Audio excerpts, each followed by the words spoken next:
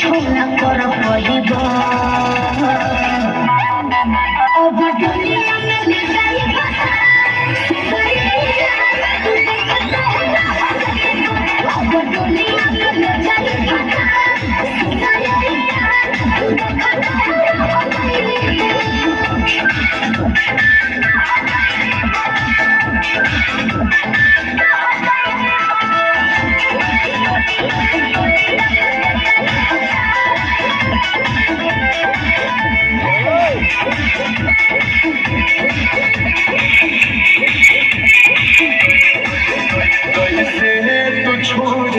जैबू हो चल जैबू हमारा बिना रह पैबू हो रह पैबू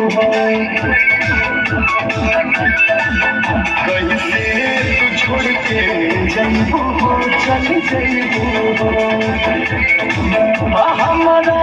बिना रह पैबू हो रह पैबू खाली कहे लगा चोली के घर मांगे में हाथ जन जोगी तू घबराइबा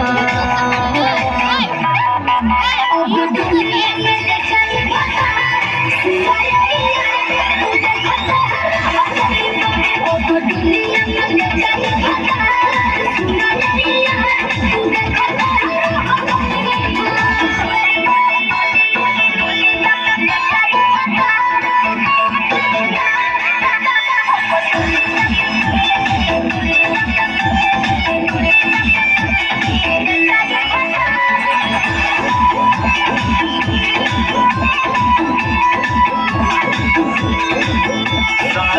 जल्दी में जल्दी कारा हो जानी कारा और उसके दर्द तनी कारा हो तनी कारा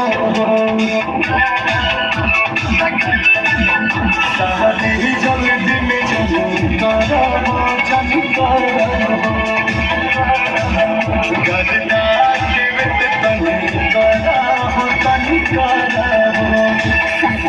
हमरो होई अफसोस बाकी जाने हमें तोहारे होई दोस्त जदिया न समझ पाइबा